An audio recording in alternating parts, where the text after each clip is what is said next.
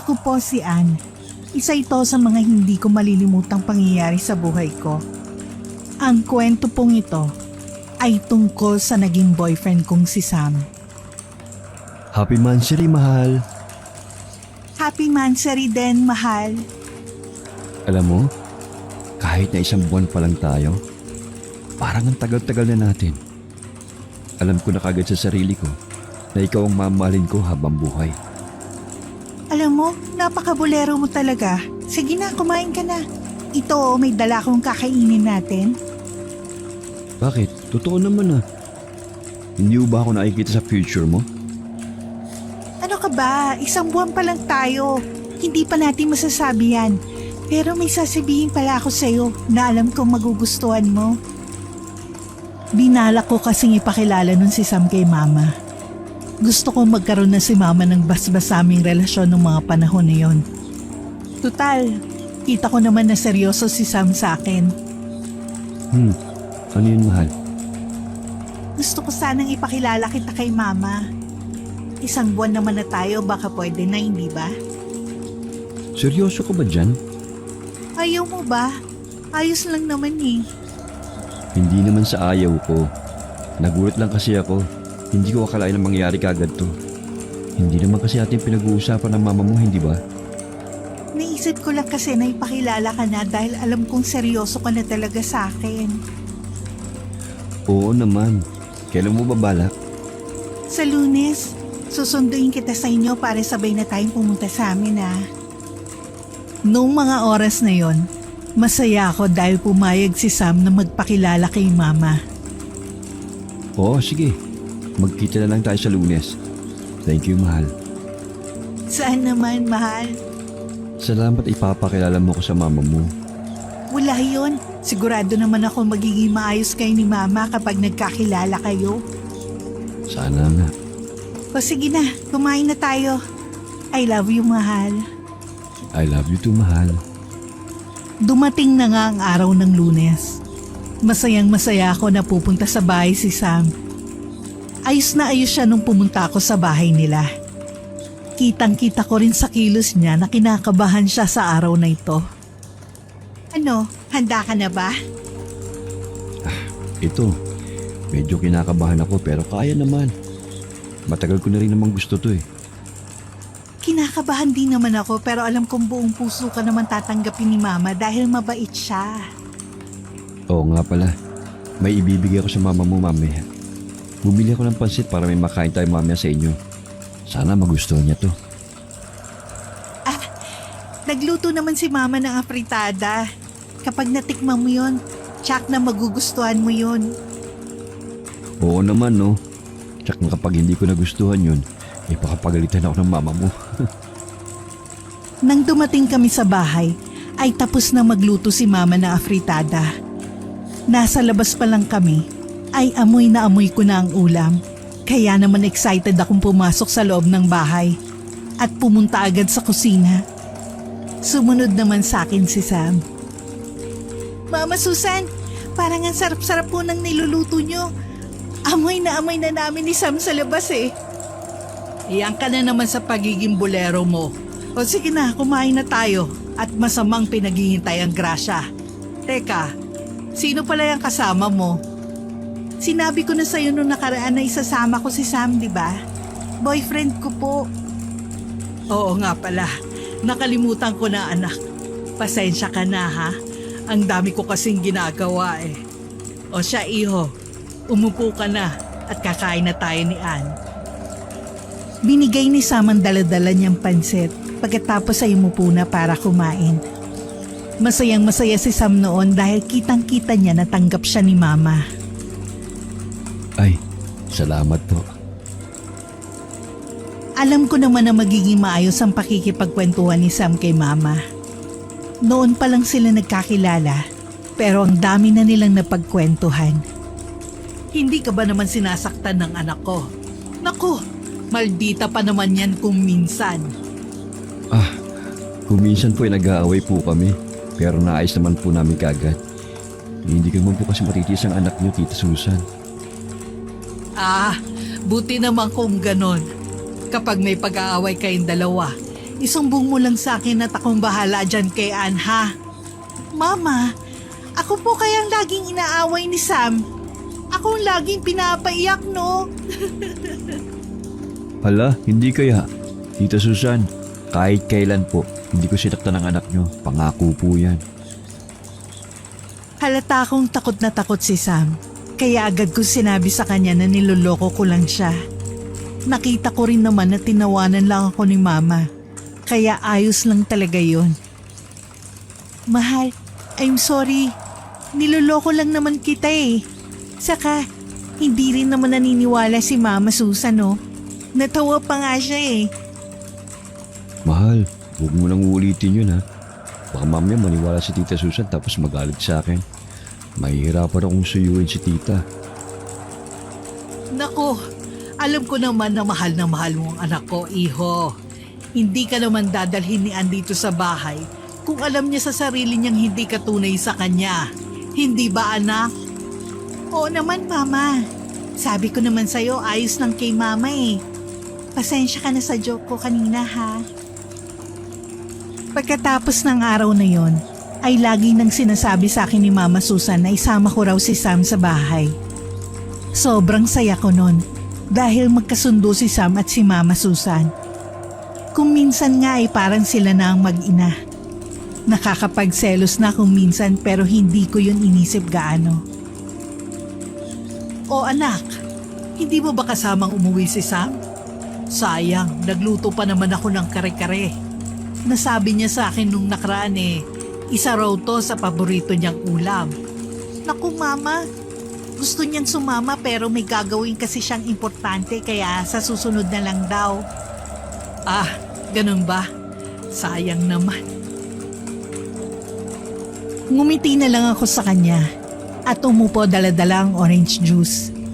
Pinatong ko yun sa lamesa at saka nagsalita muli. Mama, may gusto pala akong sabihin. Ano yon anak? Sige, makikinig ako. Wala naman. Kung minsan kasi napapansin ko sobrang close niyo ni Sam.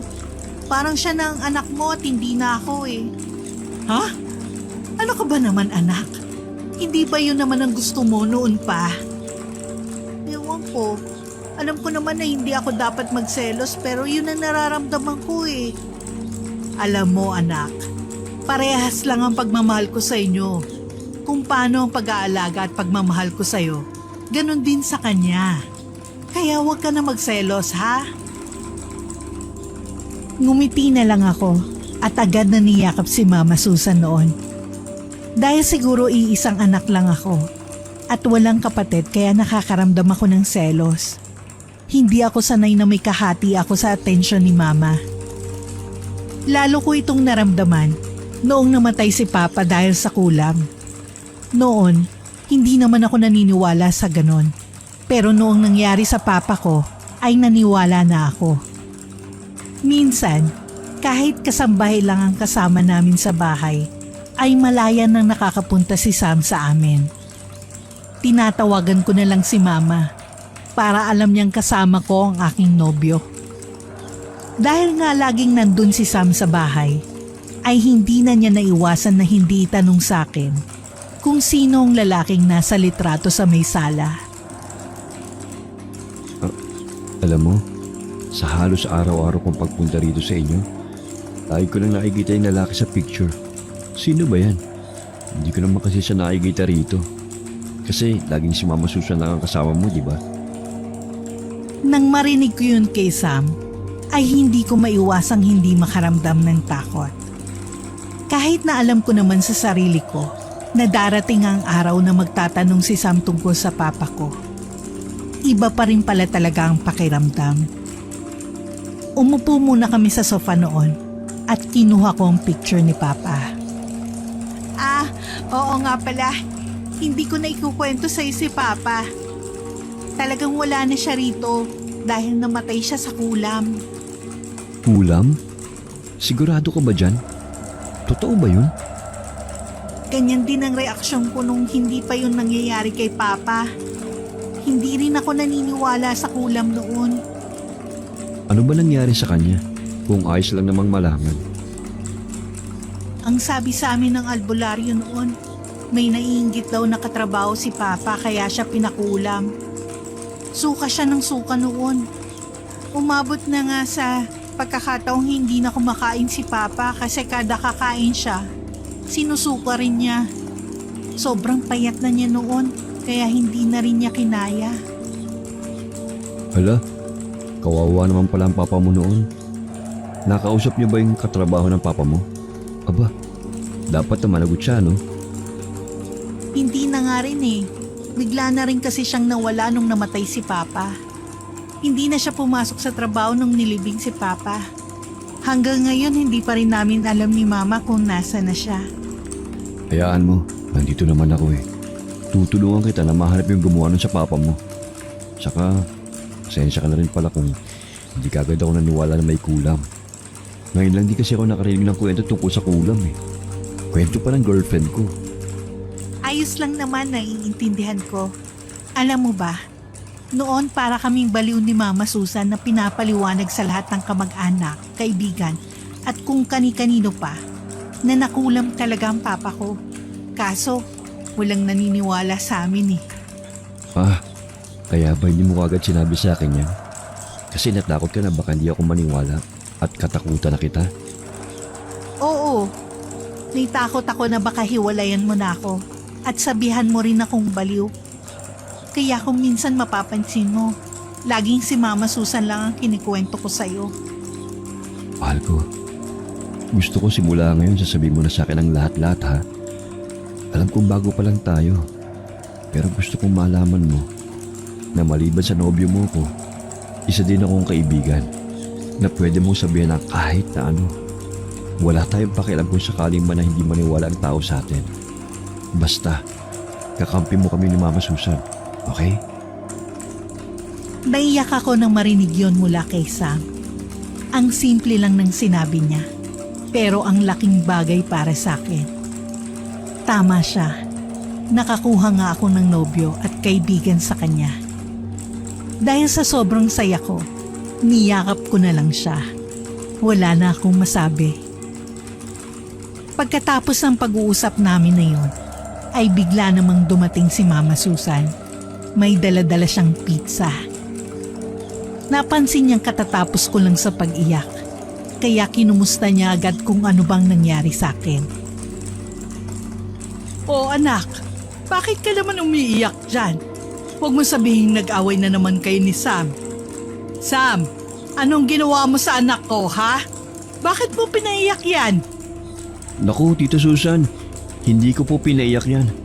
Maigi po kung siya na mismo magkwento sa inyo kung bakit siya umiyak. Ah, kaya ako umiyak, Mama, kasi naikwento ko kay Sam ang nangyari kay Papa. Nakita kong nagulat si Mama sa sinabi ko. Ang usapan kasi namin noon ay wala nang makakaalam pa na kahit na sino tungkol doon. Dahil wala nga naniniwala sa amin. Naiintindihan ko naman si Mama noon. Dahil natatakot lang din siyang mag-iba ang tingin sa amin ni Sam. Pati si Sam ay natakot dahil kitang-kita niya na parang nairita sa narinig si Mama. Kaya agad kong pinuntahan sa kusina si Mama para kausapin. Gusto kong malaman niya na hindi lahat ng tao ay lalayon kami oras na malaman kung anong nangyari kay Papa. Anak, akala ko ba hindi natin sasabihin pa kahit kanino nangyari sa papa mo? Alam mo naman na pwede silang matakot at hindi maniwala sa atin, hindi ba?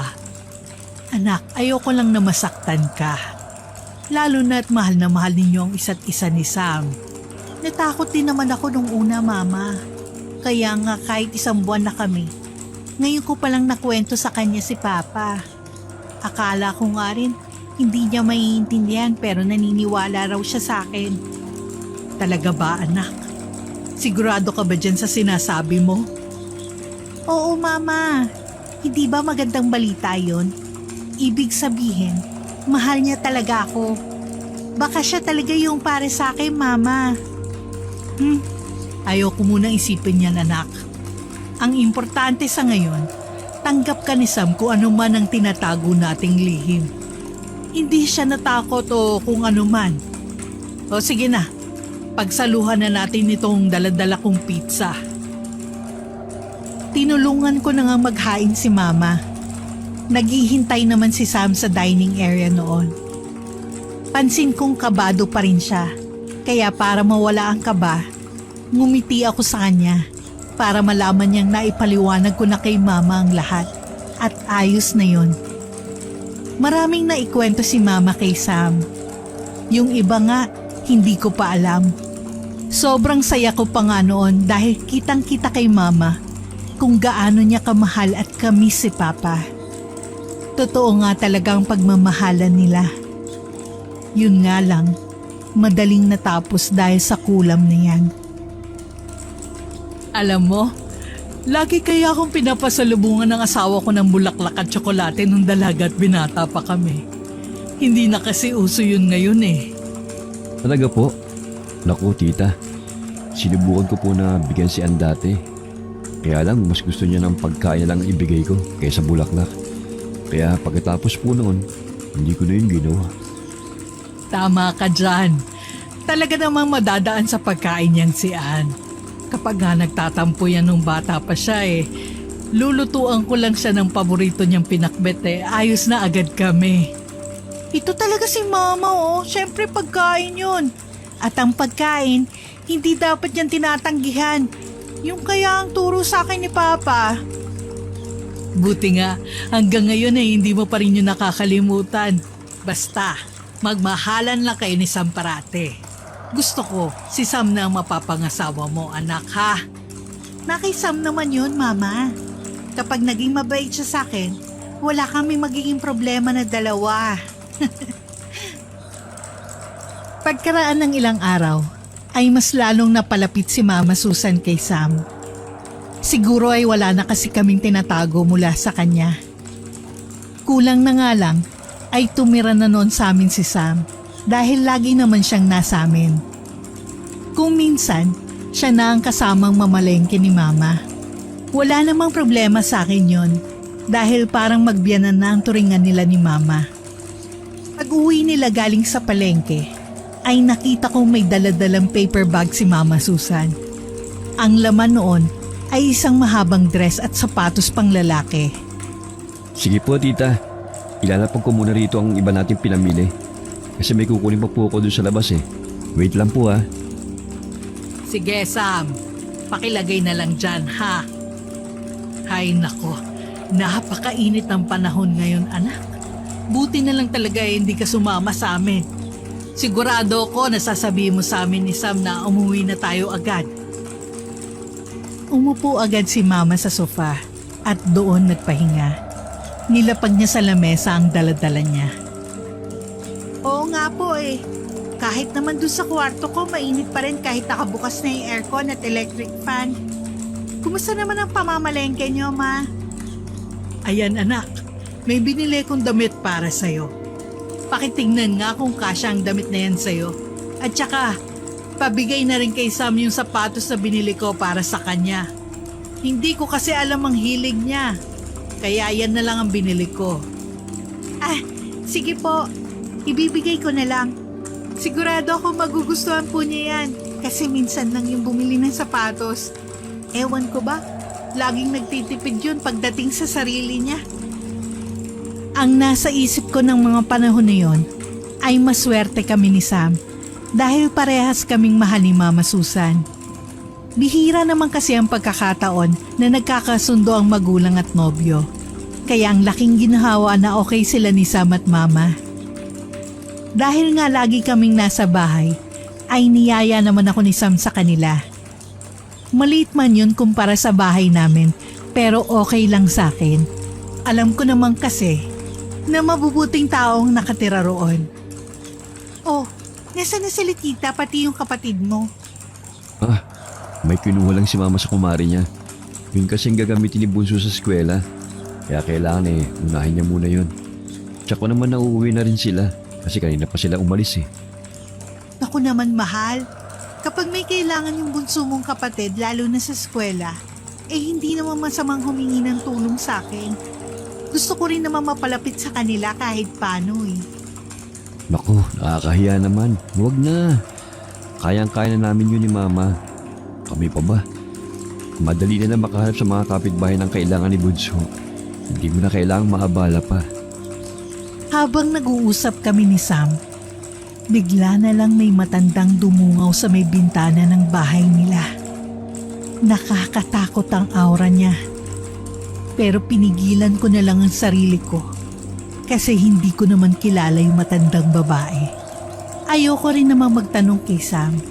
Baka kasi malapit na kamag-anak niya yun. Dumating na ang mama ni Sam at yung bunso niyang kapatid. Masaya sila nung nakita nila ako. Napayakap na nga lang sa akin si Althea dahil matagal-tagal na rin nung huling dalaw ko sa kanila. Habang kumakain kami ng merienda, ay hindi pa rin umaalis sa may bintana yung matandang babae. Dahil sa takot, napatanong na ako kay Sam kung sino ba yun. Mahal, kilala mo ba yung matandang babae na nakadungaw sa bintana ninyo? Kanina pa kasi siya nakatingin. Medyo natatakot na ako. Nang sabihin ko yun, ay agad na lumingon si Sam sa may bintana at nakita ang matandang babae na tinutukoy ko. Agad siyang lumabas ng kanilang bahay para kausapin yung matandang babae sa labas. Manang Cecil, ano na naman po ba yan? Pati ang nobya ko'y natatakot na sa inyo. Kung ano man po yung sinasabi niyo sa kulang, hindi ako maniniwala dyan ha. Umalis na po kayo rito. Siya ang dahilan kung bakit ka makukulam. Siya at ang pamilya niya. Ano po bang sinasabi niyo? Tama na po. Umalis na kayo. Bumalik na si Sam sa loob ng kanilang bahay. Hindi ko alam kung anong meron sa matandang babae na yun. Pero nung nakita ko siya, ay naalala ko na naman ang nangyaring kulam sa papa ko. Mahal ko, wala na yung matanda. Pinaalis ko na siya. Huwag ka na matakot ha. Hindi na babalik yon. Gusto kong sabihin kay Sam kung ano man yung naiisip ko tungkol sa matanda. Pero inunahan kasi ako ng takot. Ngumiti na lang ako kay Sam at ipinagpatuloy ang pagkain ng aking merienda. Salamat, mahal ko. Hayaan mo na nga matandang yun. Kumain na lang tayo. Lalamig tong sopas na dala ng mama mo. Pagka-uwi ko nun, ay kinuwento ko agad kay Mama Susan yung matanda. Kahit alam kong pwede siyang matakot sa sasabihin ko, ay sinabi ko pa rin ito. Ayoko kasing magtago sa kanya, lalo na kung tungkol yun sa kulang. Mama, may gusto pala akong sabihin. May nakita kasi akong matanda sa may bahay ni Sam. Sobra siyang nakakatakot, Mama. Nung nakita ko siyang tingin ng tingin sa akin, hindi ko maiwasang isipin na mangkukulam siya. Ha? Talaga ba? Aba, kung may ganun sa bahay ni Sam hindi na kita papayagang pumunta sa kanila. Baka kung ano pa mangyari sa'yo dun eh. Huwag kayong mag-alala, Mama. Sasabihin ko naman yan kay Sam. Sigurado naman ako napapayag yun na hindi muna ako pumunta sa kanila dahil sa matandang yun. Oo, anak. Sabihin mo na lang kay Sam na kung gusto niya, isama na lang niya rito ang pamilya niya. Mas maigi na rin yun para makilala ko sila. Pwede naman yun eh. Talaga, Mama? Payag ka na dumalaw dito ang mama ni Sam pati na rin ang bunso niyang kapatid? Oo naman, bakit hindi? Isa pa, nakakahiya naman kung laging si Sam na lang ang pumupunta rito. Oras na siguro para makilala ko naman ang pamilya niya, hindi ba? Sige po, Mama. Sasabihin ko yung kay Sam. Sigurado naman ako napapayag yun. Matutuwa rin sina Tita Beth at Althea kapag nalaman nila yan. Lagi na nga dumadalaw si Tita Beth at Althea sa bahay namin noon. Kapag walang pasok si Althea, dumediretso agad siya sa amin para magkaroon kami ng bonding na dalawa. Napapansin ko rin na lahat ng gusto ni Althea at Tita Beth ay binibigay ni Mama. Mama, close na close kayo ni Tita Beth, ano? Sabi ni Sam sa akin, may pinadala ka na naman daw sa bahay nila kanina. Kasi Nabanggit sa akin ni Beth na gusto raw ni Althea ng mga damit at laruan. Naawa naman ako doon sa bata kaya binilhan ko na. Isa pa, para na rin maging close tayo sa kanila. Mama, hindi naman sa ayaw ko sa ginagawa nyo. Pero hindi ba masyado na natin silang binibigyan ng atensyon? Baka sumusobra na tayo sa pagbibigay. Pasensya ka na ron, anak. Hindi ko sinasadya. Ngayon lang kasi may tumanggap ulit sa atin pagkatapos mawala ng papa mo. Kaya todo bigay ako ngayon sa kanila. Nagtataka na rin si Sam kasi medyo hindi na ayos sa kanya ang mga nangyayari. Hindi siya sanay sa binibigay niyo na luho sa kanya. Ganun ba? Pasabi sa kanya, pasensya na. Mukhang sumobra nga ako sa pamimigay sa kanya at sa kanyang pamilya. Oo, Mama. Medyo sumobra ka na nga ron. Ang sabi niya, baka pwede raw na huli na yung binigay mong mga damit at laruan kay Althea. Oo, sige anak. Pasensya ka na rin talaga. Maigi na rin to. Napag-uusapan natin ng mga ganitong bagay. Salamat sa pag-aalala sa akin. Wala yun, Mama. Alam ko namang ginawa mo lang yun dahil mahal mo ko. At kung sino ang mga taong mahal ko ay mahal mo na rin. Akala ko'y tapos na ang pag-uusap namin tungkol doon. Pero makaraan lang ang isang linggo ay biglang pumunta si Sam sa bahay namin. Ang dami niyang dalang mga regalo. Ang sabi niya ay bigay yon lahat ni Mama sa kanila. Wala si Mama noon dahil pumunta siya sa kaibigan niya.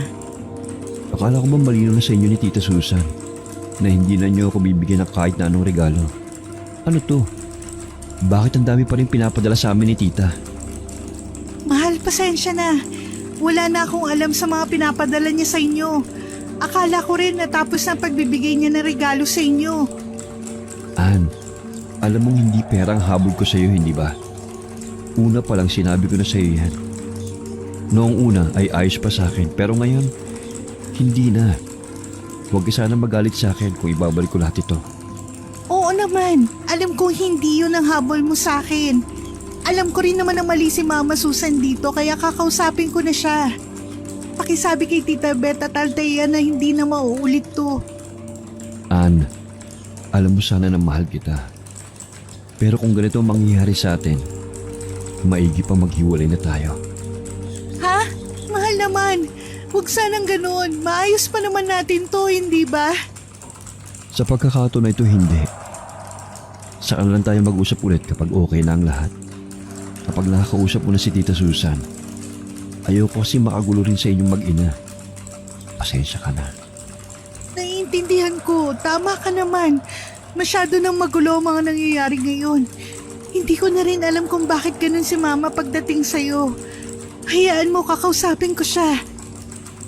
Pagkatapos ng pag-uusap namin yon, ay agad kong kinausap si Mama Susan tungkol doon. Pati ako ay naiinis na rin dahil hindi na normal ang ginagawa niya.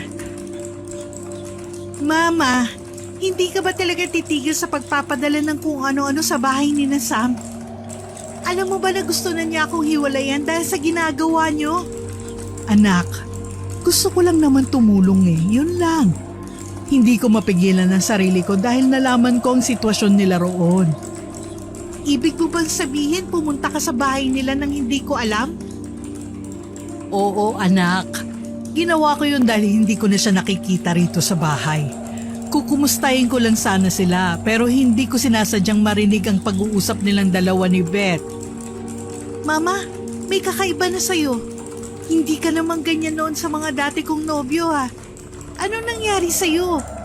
Anak, kitang-kita ko kasi sa kanya na mahal ka niya. Totoong mahal ka niya. Pero dahil sa ginawa mo ngayon, baka magbago na yun. Mama, mahal kita. Nire-respeto kita pero sa pagkakataong ito, sumobra ka na. Pasensya ka na, anak. Hindi ko alam kung anong sasabihin ko sa iyo ngayon, Mama. Pupunta muna ako sa kwarto, Oo nga pala, nandyan na yung mga regalo na binigay niyo sa kanila. Binalik ni Sam lahat. Makalipas ang halos 2 linggo, ay hindi ko pa rin nakikita o nakakausap si Sam. Binigyan ko muna siya ng oras para makapag-isip-isip. Hindi naman kasi madali para sa amin ang nangyari. Hanggang sa umabot na sa 1 buwan, ay hindi ko pa rin siya nakakausap. Kahit maraming tanong sa isip ko noong mga panahon na yon, ay naglakas loob pa rin akong puntahan siya sa kanila. Wala na akong pakialam nun kung ipagtabuyan niya ako. Ang importante kasi sa akin ay makumusta silang tatlo. Miss na miss ko na silang tatlo. Pagsilip ko sa pinto, ay nakita ko agad si Sam sa kanyang kwarto. Gulat na gulat ako noon dahil hindi ko na siya makilala. Sobrang payat na niya. 1 buwan pa lang kaming hindi nagkikita. Pero ganun na agad ang nangyari sa kanya. Anak, ano ba nangyayari sa'yo? Bakit ka ba nagkaganyan? Hindi ko na alam kung anong gamot sa sakit mo. Saka wala naman tayong pera para ipagamot ka. Mama, huwag na po kayong mag-alala. Gagaling din po ako. Magdasal lang po tayo. Alam ko sa sarili ko na gagaling din po ako. Kung ano man po ang sakit ko. Anak, sa palagay mo ba'y matutulungan tayo ni Ann kapag sinabi ko sa kanyang kalagayan mo? Hindi pa naman kayo hiwalay, hindi ba?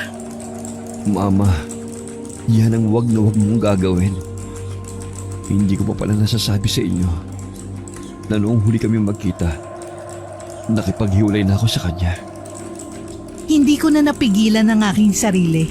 Bigla na lang ako pumasok sa bahay nila. Gulat na gulat sila sa pagsulpot ko roon. Tita Beth, ano po nangyari kay Sam? Bakit hindi niyo po sinabi sa akin na ganito na pala ang nangyayari sa kanya? Ann, bakit ka nandito? Kanina ka pa ba dyan? Oo, kanina pa ako nandito. Sagutin mo ang tanong ko. Bakit hindi mo sinabi na may sakit ka? Para saan pa? Hindi na naman tayo para sabihin ko pa sa'yo kung ano nangyayari sa akin. Ganun na lang ba yun sa'yo? Kahit naman na nakipag-iwalay ka na sa akin, may paki pa rin ako sa'yo. Ann, hindi na ako yung katulad dati. Marami na nagbago sa akin. Kitang-kita mo naman, di ba? Pumayat na ako. Parang bang may dumapong malubhang sakit sa akin. Tiningnan ko mula ulo hanggang paa si Sam. Hindi ko alam. Pero nung napagmasdan ko siya ng matagal, ay bigla kong naalala si Papa. Malakas ang kutob ko na kulam ang nangyayari kay Sam ngayon. Tita Beth, pwede ko bang malaman kung nasan ngayon yung matandang kapitbahay ninyo? Siguradong siya may kagagawa nito. Kakausapin ko siya. Ha? Si Cecil bang tinutukoy mo? Opo, siya nga. Ayaw ko po kayong pag-alalahanin pero tingin ko po ay nakulam po siya ni Manang Cecil. Ha? Bakit naman gagawin yun ni Cecil? Sa pagkakaalam ko, wala namang galit yung matandang yun sa anak ko. Mama, may pagkakataon kasi na nagkaitang kami ni Manang Cecil. Matagal na yun pero tanda ko pa. Ang sabi kasi niya, delikado daw ang buhay ko kapag kasama ko si Ann. Hindi naman ako naniwala. Sigurado ka ba dyan? Isa pa, totoo ba ang kulam? Opo, alam kong hindi kayo maniniwala agad, tita. Pero totoo po ang kulam. Yun po ang kinamatay ng papa ko. Kaya habang may oras pa tayo, pigilan po natin si Manang Cecil na gumawa ng masama.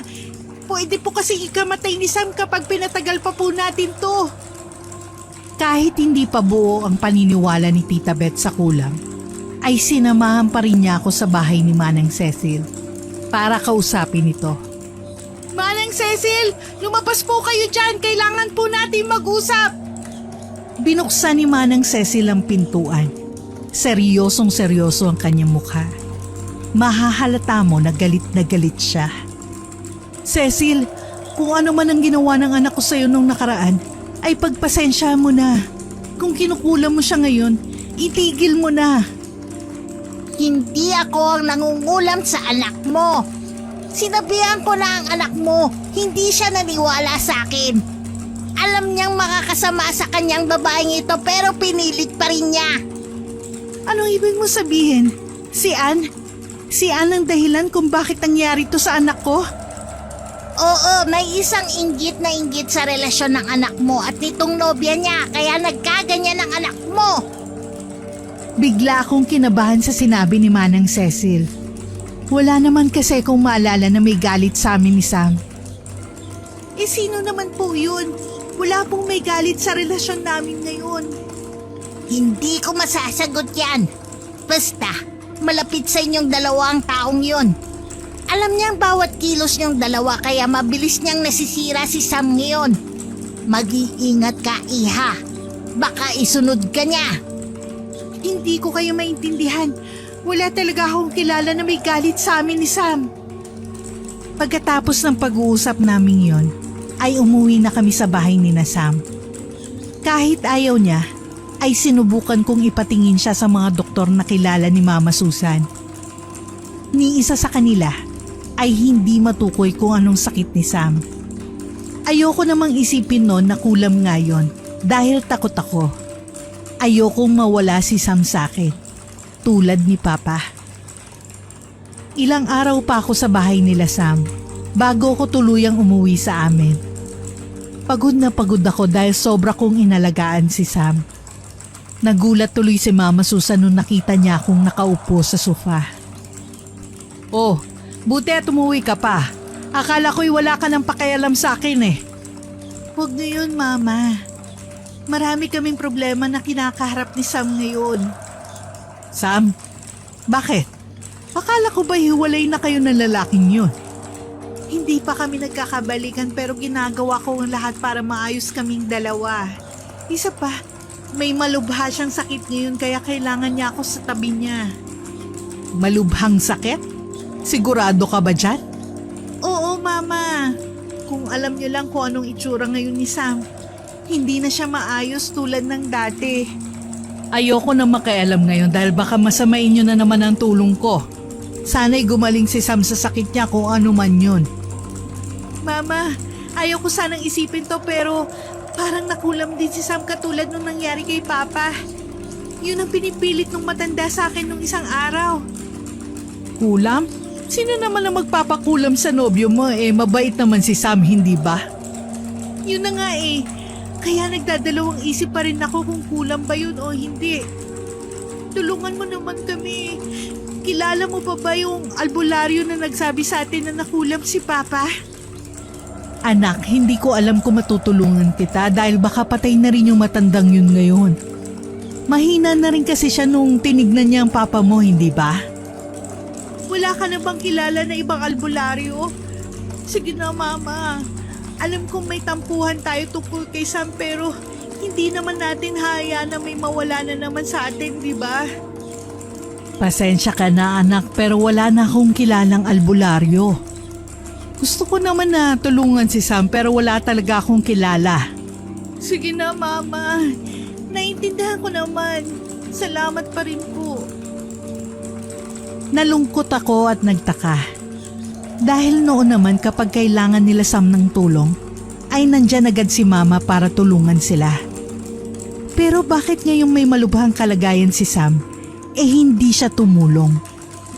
Ang nasa isip ko na lang noon ay baka dahil sa nangyari dati, ayaw na rin niya talagang makialam.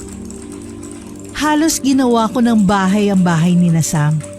Habang hindi pa siya gumagaling, ay nangako akong doon lang sa tabi niya kahit anong mangyari. Isang umaga, pagkagising niya ay kinausap niya ako. Ann, may gusto pala akong sabihin sa'yo. Ano yun? Makikipagbalikan ka na ba sa akin? Sasasabihin kong ito sa'yo ngayon, baka magbagong tingin mo sa akin. Bigla naman akong kinabahan sa sinabi niyang yon. Kaya umupo na lang ako sa tabi niya para makapag-usap kami. Ha? Ano naman yung sinasabi mo? Ikaw kung ano-ano na naman siguro yung naiisip mo, no? Ann, ano kasi, tungkol ito kay Tita Susan. Anong tungkol sa kanya? Hindi naman siya nakikialam sa kahit na ano, di ba? Kasi nung medyo okay pa ako, ay kinausap niya ako. May sinabi siya sa akin na sobrang ikinagulat ko. Kaya nga hindi na rin ako nakipagkita sa'yo noon. bang sinabi niya sa'yo? Naaalala mo ba ang lahat ng binigay niya sa akin? Kaya pala niya ginagawa yon. Kasi may lihim na siyang pagtingin sa akin. Ano ba yung sinasabi mo? Alam kong may inis kang nararamdaman sa nanay ko. Pero wag naman sanang umabot sa puntong sisiraan mo siya sa akin. Ann, ano naman ang mapapala kung sasabihin ko sa iyo to? Isa pa, sinabi ko naman sa iyo noon pa na hindi ako magsisinungaling sa iyo. Sinasabi mo ba ngayon na may relasyon kayo ng nanay ko? Kung meron, kailan niyo pa ako niloloko? Kaya ba panay tanggap ka sa mga regalo niya sa'yo noon? Dahil kayo pa nung mga panahon na yon? Hindi. Tinanggap ko lahat ng yon dahil nirerespeto ko siya bilang nanay mo. Hindi ko pa alam noon na may lihim siyang pagtingin sa akin. Nung mga oras na binalik mo na ang mga regalo sa kanya, kayo pa rin ba nun? Pero nagigilty ka lang kaya binalik mo? Inuulit ko, hindi kami nagkaroon ng relasyon ni Mama Susan mo. Nanay ang turing ko sa kanya. Ikaw lang ang mahal ko. Ikaw ang pinili ko. Ha? Anong pinili? Nung huli kami magkausap ni Tita Susan, pinapili niya ako. Kung ikaw ba daw o siya ang mahal ko. Ikaw ang pinili ko. Pagkatapos nun, ay nagalit na siya sa akin. Sabi niya, pagsisisihan ko raw ang desisyon ko. Hindi ko alam kung anong mararamdaman ko nung mga oras na yon. Kahit alam kong delikadong umuwi, ay umuwi ako sa amin. Ann, saan ka pupunta? Gabi na. Mahihirapan ka nang umuwi niyan sa inyo. Saka alam mo naman delikado, hindi ba? Kapag hindi ako umuwi sa amin, hindi masasagot ang mga tanong sa isip ko. Huwag mo kong alalahanin. Kaya kong sarili ko. May kailangan lang akong alamin. Pagbalik ko, sisiguruhin ko na magaling ka na, mahal ko. Anong gagawin mo? Kakausapin mo ba si Tita Susan dahil sa sinabi ko sa'yo? Ann, tama na. Ayoko magkaroon kayo ng away ni Tita Susan. Ako nang lumayo, hindi ba? Okay na yun. Pasensya ka na rin kung hindi ko kagad sinabi sa'yo. Kasi natatakot ako. Hindi ito tungkol doon. Basta, ito lang ang tatandaan mo, ha? Gagawin ko ang lahat ng makakaya ko para gumaling ka at bumalik sa dati. Hindi ko masabi noon kay Sam na may kutob ako na si Mama Susan ang kumulam sa kanya. Ayaw ko munang isipin yun hanggat wala pa akong matibay na ebidensya sa lahat ng hinala ko. Oh, maayos na ba ang kalagayan ni Sam kaya ka bumalik na rito? Hindi pa rin, Mama. Nanghihina siya lalo sa araw-araw. Hindi na nga namin malaman ni Tita Beth ang gagawin sa kanya.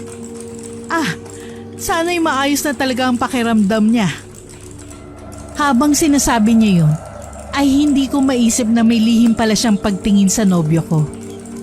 Hindi ko lubos maisip na kaya niya akong saktan ng ganon. Hindi muna ako pumupunta sa bahay ni na Sam dahil gusto kong makakuha ng sapat na ebidensya para madiin ko ng husto si Mama Susan. Sobrang hirap para sa akin nun dahil nanay ko pa rin siya. Pero mahal ko si Sam. Isang gabi ay napadaan ako sa isa sa mga kwarto sa bahay. Maliit pa lang ako ay pinagbawalan na akong pumasok sa kwarto na yun. Hindi ko alam kung bakit. Pero para hindi na magalit si Mama Susan ay sinunod ko na lang siya.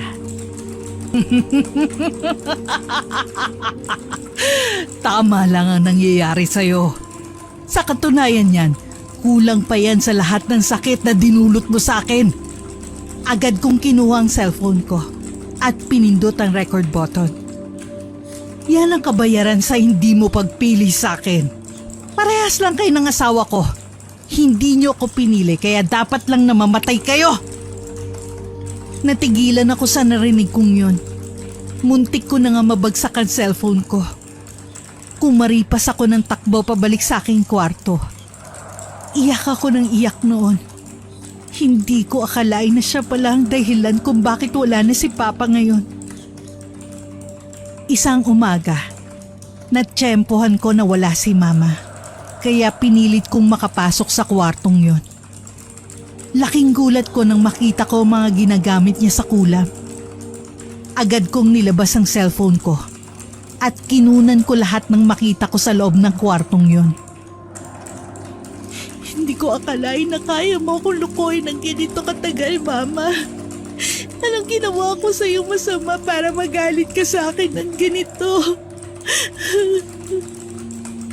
Bago ako umalis, ay kumuha muna ako ng damit ni Mama sa kwarto niya. Pumunta ako sa bahay ni Sam para ipaalam sa kanila ang nakita at nalaman ko. Ano nangyayari sa'yo? Bakit parang nakakita ka ng multo? Ayos ka lang ba? Sam, kilala ko na kung sinong kumulam sa'yo. Ha? Sino? Sam, si Mama. Si Mama may gawa ng lahat. Narinig ko mga sinabi niya. Galit na galit siya sa'yo. Sinasabi ko na nga ba? Kaya nagdududa na ako sa pakikipag-close niya sa amin ng mga anak ko. May balak pala talaga siyang masama. Humanda sa akin ng babaeng yan. Mama, hindi mo ba narinig ang sinabi ni Ann? May kapangyarihan para mangulam si Tita Susan. Wala tayong laban doon, Mama. Wala akong pakialam. Ang importante sa akin ngayon ay gumaling ka. Tara na, Ann. Sugurin na natin ang Mama Susan mo kung kinakailangan. Tita, may balak po akong gawin. Hindi ko po alam kung gagaling si Sam pero hindi naman po kawalan kung susubukan ko. Ano ang gagawin mo, Ann? Sige, sabihin mo sa akin kung anong dapat gawin. Tutulungan kita. Agad kaming pumunta sa bahay ni Manang Cecil. Dala-dala ko ang damit ni Mama noon para kung kailangan niya ay may magagamit kami. Cecil, alam ko na kung sinong kumulam sa anak ko. Nandito si Ann para magkwento sa'yo. Sino ang kumulam kay Sam, Iha? Sabihin mo na sa akin ngayon para makalaban pa tayo sa kanya. Konti na lang kasi ang panahon natin para isalba si Sam. Labis akong kinabahan noon. Para bang binalik noon ang takot na nararamdaman ko noong si Papa ang kinulam ni Mama. Si Mama po, siya ang gumawa nito kay Sam. Dahil sa sobrang pagmamahal niya ay nagawa niya ito. At nung hindi siya pinili, naghiganti na siya. Hayaan mo. Gagawin ko ang lahat ng aking makakaya para mahabol pa natin ang ginawa ng mama mo kay Sam. Masyado siyang malakas dahil sobrang hina na ng katawan ni Sam ngayon. Binigay ko na kay Manang Cecil ang damit ni Mama kung sakaling kailanganin niya yon. May hinanda pa siyang ibang gamit at inumpisahan ng kontrahin ng kulam. Pagkatapos noon ay bumalik na kami sa bahay ni Sam. Mahina pa rin ang katawan niya pero sabi ni Manang Cecil ay normal lang daw yon. Kailangan pa raw namin maghintay ng ilang araw para maging maayos na talaga ang kalagayan niya. Hindi muna ako umuwi sa amin dahil alam kong delikado na ang buhay ko sa piling ni Mama Susan. Hindi ko pa rin siya napapatawad sa ginawa niya kay Papa at kay Sam. Alam mo bang si Mama rin ang dahilan kung bakit wala na si Papa ngayon? Nito ko lang nalaman na siya ang kumulam kay Papa. Ha? Akala ko ba isa sa mga katrabaho ng Papa mo ang gumawa nun sa kanya? Hindi ko nga rin alam kung paano naitago sa akin ni Mama ang pangyayaring yun. Ang lungkot lang isipin na kaharap ko pala ang taong pumatay sa tatay ko. At nakakalungkot ding isipin na kaya niya ulit gawin yun sa'yo sa pangalawang pagkakataon. Pasensya ka na, Sam. Ako ang dahilan bakit ka nasa ganyang sitwasyon ngayon. Ha? Hindi ah. Ang Mama Susan mo ang dahilan kung bakit ito nangyari sa akin. Hindi mo yun kasalanan. Kasalanan ko pa rin yun kasi kung hindi naman kita pinakilala sa kanya, hindi mangyayari to sa'yo ngayon. May gusto pala ako itanong sa'yo. Ano yun? Sige lang, magtanong ka lang. Mamahalin mo pa rin ba ako kahit ganito ang nangyari sa atin? Tinatanong pa ba yan? Oo naman. Sabi ko nga sa'yo dati, hindi ba? Ikaw lang ang mamahalin ko. Kahit nanay ko pa ang dahilan kung bakit nangyari sa'yo to. Oo. Hindi mo naman kasalanan ng kasalanan ng nanay mo eh. Huwag ka na mag-isip ng kung ano-ano, ha? Mabuti pa, Matulog na tayo. Bukas o sa makalawa, baka ayos na ang pakiramdam ko. Yakapin mo na nga lang ako, mahal. Yun ang kailangan ko talaga ngayon.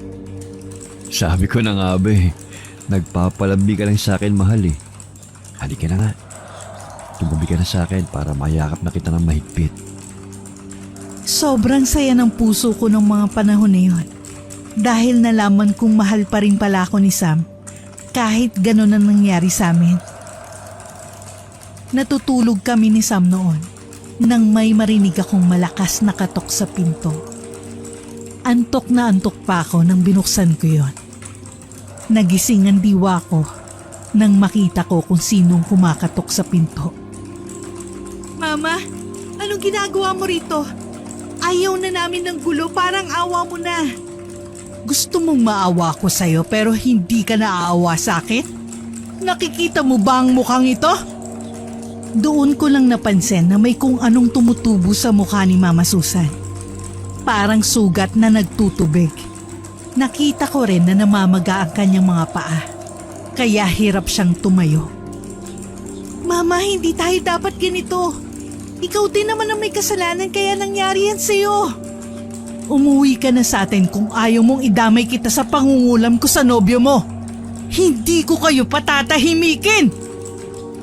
Nagising na lang ako nang maramdaman ang tapik ni Sam sa akin. Panaginip lang pala ang lahat ng yon.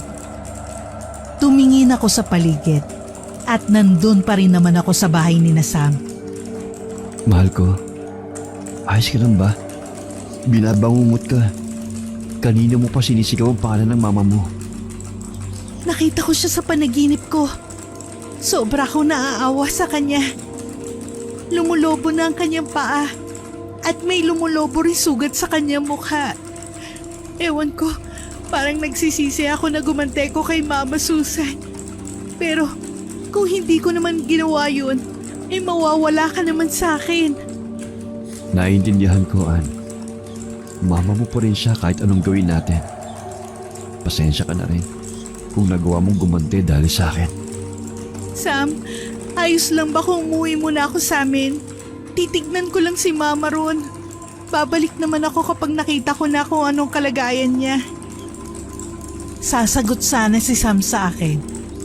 Pero naunang magsalita si Tita Beth sa kanya. Hindi ako papayag na umuwi ka sa inyo. Masyadong delikado ang nanay mo sa mga panahong to. Baka kung ano pang gawin niya sa'yo. Lalo na't alam mo na siya ang kumulam kay Sam at sa papa mo. Tama si Mama Beth Ann. Alam kong nag-aalala ka sa mama mo. Pero mas maiging dito ka muna sa amin. Darating din ang panahon na makakapag-usap ko yan ng mama mo. Pangako ko yan sa'yo. Sa kabilang banda, tama naman si Sam at Tita Beth. Kahit naman ako, ay natatakot din sa kung anong pwedeng gawin sa akin ni Mama. Kaya hindi muna talaga ako umuwi sa amin. Makalipas ang 2 linggo, ay tumawag sa akin ang isa sa mga kaibigan ni Mama. Kinukumusta siya sa akin dahil hindi raw sumasagot sa mga tawag niya si Mama. Dahil wala nga ako sa amin noong mga panahon na yun, ay wala akong maisagot sa kanya. Siguro oras na rin para puntahan ko si Mama. Kung ano man ang mangyari sa akin, ay tatanggapin ko. Kapalaran ko yon dahil kahit papano, may ginawa rin naman ako mali sa nanay ko. Sigurado ka ba dyan? Kung gusto mo, sasamahan ka namin ni na Mama at Althea sa pagbabalik mo sa inyo. Ayaw ko na kayong isama pa sa gulo. Sobrang laking perwisyo ng dinala ko sa pamilya nyo. Ayaw ko nang dagdagan pa yun. Ann, ito ang tatandaan mo ha. Kahit kailan, hindi ko inisip na perwisyo ka sa amin ng pamilya ko. Oo, anak ka ng taong nanakit sa anak ko. Pero ikaw din naman ang sumalba sa buhay ni Sam. Kita mo naman ngayon okay na siya. Hindi ko na sila napigilan pa. Sinamahan nila ako pa uwi. Naiintindihan ko naman dahil nag-aalala rin naman sila sa akin. Pamilya na rin ang turing ni Tita Beth sa akin. Sobrang nagpapasalamat ako roon. Gulat na gulat ako nang makita ng sobrang hina na ni Mama. Kung anong itsura niya sa panaginip ko, ay ganun din ang estado niya. Mama, kumusta ka na? Pasensya na po kung ngayon lang ako umuwi Hindi ko po kasi alam kung paano kayo harapin pagkatapos ng lahat ng nangyari. Naiintindihan ko naman, anak. Buti at umuwi ka bago man lang ako mawala. Anak, pasensya ka na sa akin, ha? Masakit pa rin sa akin ang ginawa ninyo pero magulang ko pa rin kayo Hindi na yung magbabago. Pasensya ka na sa akin, anak. O nagawa kong kulamin ng papa mo noon. Niloko kasi niya ako. At sumama siya sa iba kaya ako nagawa yun. Hindi ko po alam kung paano kayo patatawarin pero mangyayari po yun. Hindi nga lang ngayon. Sapat na sa akin yun, anak. Sa laki ng kasalanan ko sa'yo, nakakaya ng humingi ng tawad. Pagkatapos noon, ay tumingin siya kay na Tita Beth at Sam. Lumapit naman ang dalawa sa kanya, kaya hinayaan ko sila na mag-usap. Beth, ikaw nang bahala sa anak ko, ha? Alam kong mas maaalagaan mo siya kesa sa akin. Huwag mo sabihin yan. Sa totoo lang ay galit pa rin ako sa'yo sa ginawa mo sa anak ko. Pero alang-alang kay Ann, ipapagamot kita kay Manang Cecil. Ipapaalis ko ng kulam niya sa'yo. Beth, huwag mo nang tangkain na ipatanggal ang kulam. Sa lahat ng ginawa ko kay Sam at Ann, dapat lang nang mangyari sa akin ito. Hindi ko napigilan na hindi umiyak dahil sa aking narinig. Nakakadurog sa pusong makita na hirap si Mama Susan at wala na siyang balak na gumaling. Mama, huwag ka namang ganyan. Tama si Tita Beth. Mas maigi kung ipatanggal na natin ang kulam kay Manang Cecil sa'yo. Tara na po! Hindi na, anak. Alam ko din naman na oras ko na. Masyadong malakas ang kulam na ginawa sa akin ni Cecil. At hindi na rin kaya ng aking katawan kahit na alisin pa niya ito. Labis na ang pag-iyak ko nung mga oras na yon. Pinalapit niya sa kama si Sam para kausapin. Sam, ikaw na ang bahala sa anak ko, ha? Tulad nung sinabi ko sa'yo dati. Alam ko na kayo talaga para sa isa't isa ng anak ko. Papakasalan mo siya, ha? Opo, Mama Susan. Gagawin ko pa rin po yun. Kahit ano pa ang nangyari sa ating tatlo. Pasensya ka na sa akin kung naging makasarili ko sa mga naging desisyon ko, ha? Sa pangalawang pagkakataon tuloy, nasaktan ko ang anak ko. Wala po yun. Kita ko naman po na pinagsisihan nyo ang nangyari. Isa pa, mahal na mahal ko po talaga ang anak nyo. Kaya kakalimutan ko po ang nangyari. Maging masaya kayo, ha? Lagi niyong tatandaan na nakasuporta ako sa inyong dalawa kahit wala na ako. Sam, maraming salamat na pinatawad mo ako. Pagkatapos ng pag-uusap na yon, ay dahan-dahan ng pinikit ni Mama ang kanyang mga mata. Para akong baliw na sigaw ng sigaw. Wala na akong pakialam sa kung sino man ang makakarinig sa akin. Niyakap ako ni Sam, Tita Beth at Althea. Iyak din sila ng iyak noon. Tinulungan nila ako sa libing ni Mama Susan. Minabuti ko na rin na palipatin si Sam, Tita Beth at Althea sa bahay namin dahil ayokong mag-isa roon. Pagkaraan ng 1 linggo pagkatapos ilibing si Mama, ay pinaalis ko na ang mga gamit niya sa pangungulam. Pinalinis ko yon para magkaroon ng bagong itsura ang kwarto na yon. Sigurado ka ba, anak? Dito talaga kami titira sa bahay ninyo? Nakakahiya kasi sa'yo eh. Doon na lang kami ni Althea sa bahay namin. Kayo na lang ni Sam ang tumira rito. Tita, huwag niyo pong sabihin yan. Hindi naman po nakakahiya eh. Saka, Matitiis niyo bang hindi ako samahan dito? Mag-isa lang ako dito kapag hindi niyo ako sinamahan. Ikaw talaga. Alam mo naman hindi kita matitiis eh. Saka, mahal na mahal ka ni Althea. Tinatanong ka na nga rin sa akin nung batang yun eh. Basta, welcome na welcome kayo rito sa bahay, okay? Alam naman po nating payag si Mama Susan kahit na wala na siya rito. Salamat anak. Welcome na welcome ka rin naman sa bahay namin. Maliit nga lang yung kumpara dito pero puno naman ang bahay namin ng pagmamahal. Alam ko po, kahit saglit lang ako tumira sa inyo noon, ramdam na ramdam ko pong tanggap ninyo ako. Pumasok sa kwarto si Sam noon para yayain kaming kumain. Niloko pa niya kami dahil nakita niyang nakayakap ako kay Tita Beth noon.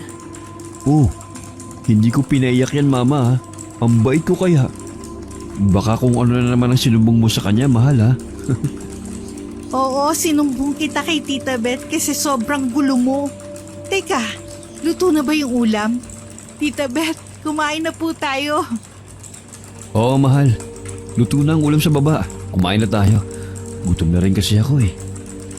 Sige na mga anak, kumain na nga tayo. Tsaka na si Althea, gutom na rin ngayon.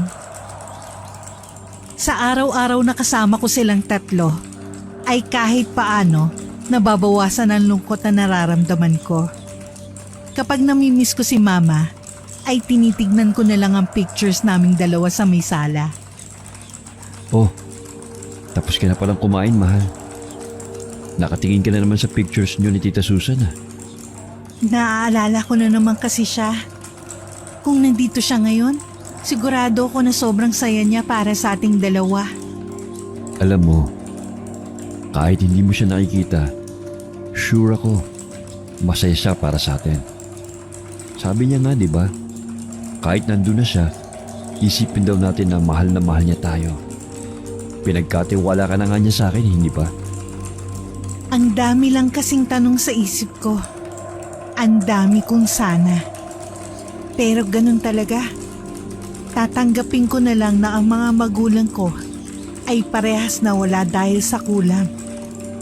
Alam kong mahirap, pero lagi mong tatandaan na nandito na kami ng pamilya ko ha.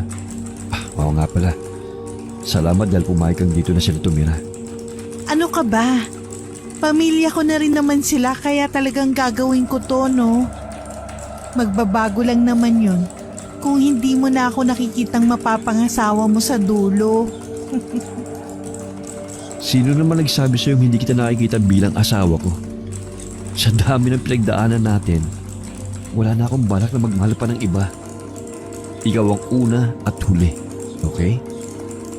Mabuti na yung malinaw dahil papagalitan ka talaga ni Mama Susan at Mama Beth kapag pinalitan mo pa ako sa buhay mo, no?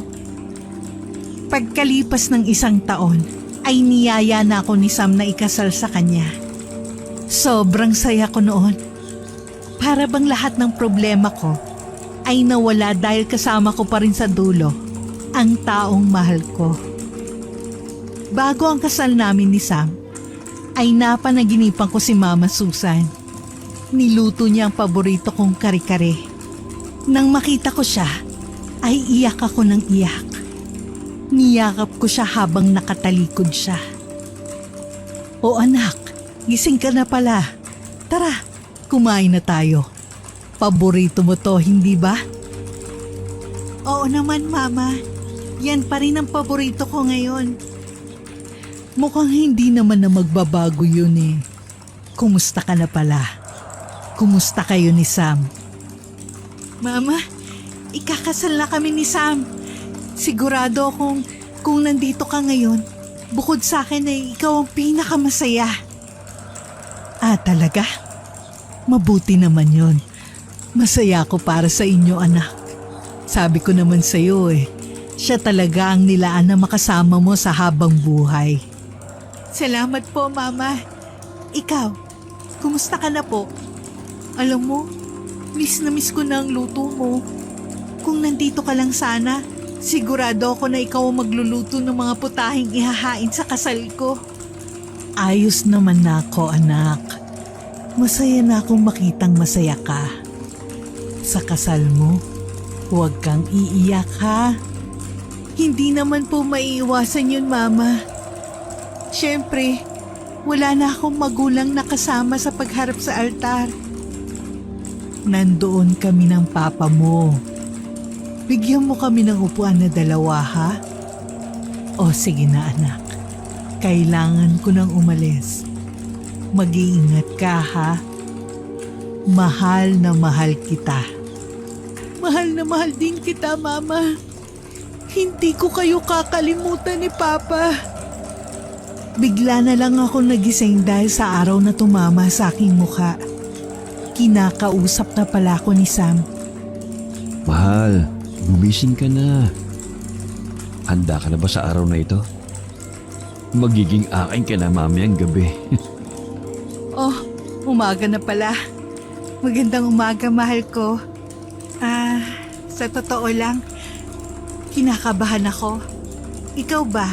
Handa ka na ba sa araw na ito? Normal lang naman nakabahan, di ba?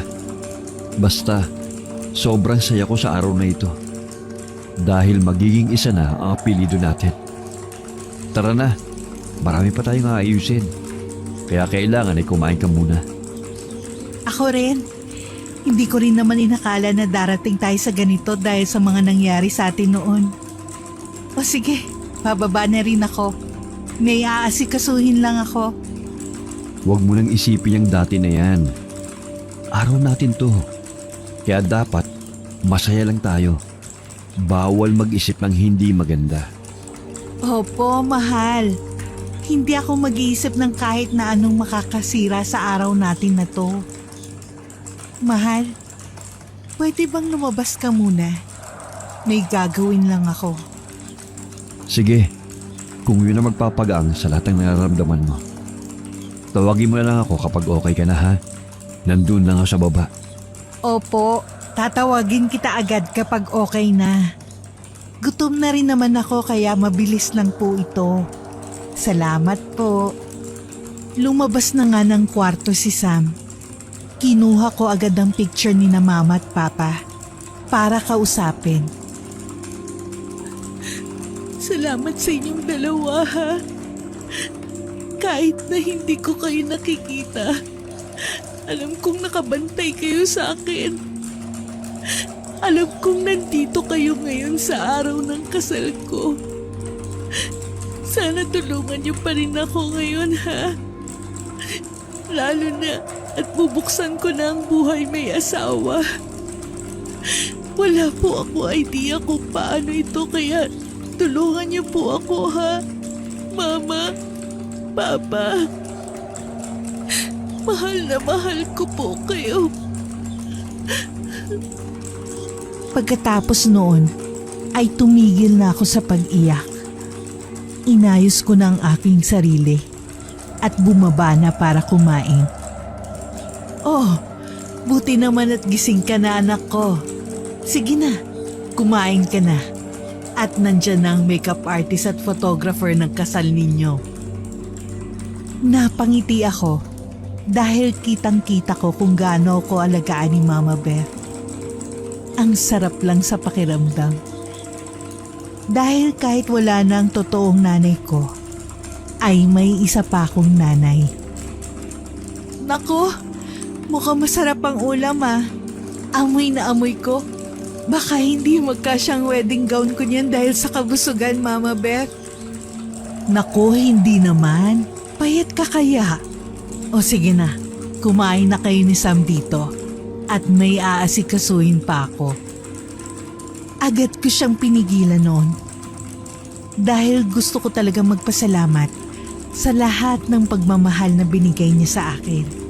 Sa amin ni Sam. Mama Beth, pwede ko po kayo makausap? May gusto lang po akong sabihin. Ano yun, anak? May problema ka ba? Inaway ka ba ni Sam? Hindi po ah. Gusto ko lang po magpasalamat. Kasi kahit na may nagawa pong mali si Mama Susan sa inyo noon, tinanggap niyo pa rin po ako. At ngayon ay kakasal na ako kay Sam. Anak, sabi ko naman sa'yo, hindi ba? Hindi mo kasalanan na naging kasalanan ng mama mo. Tinulungan mo kami noon, hindi ba? Doon pa lang, nagpapasalamat na ako sa'yo. Pangako po na hanggang sa huling araw ko dito sa mundo, ay mamahalin ko po kayo ni Sam ng buong buo. Maraming salamat, anak. Mahal na mahal kita. 1 taon na kaming kasal ni Sam noong nagkaroon kami ng anak. Pinangalanan ko siyang Susing. Pinangako ko sa kanya na walang kahit na sino sa pamilya namin na magugulo ang buhay dahil sa kulam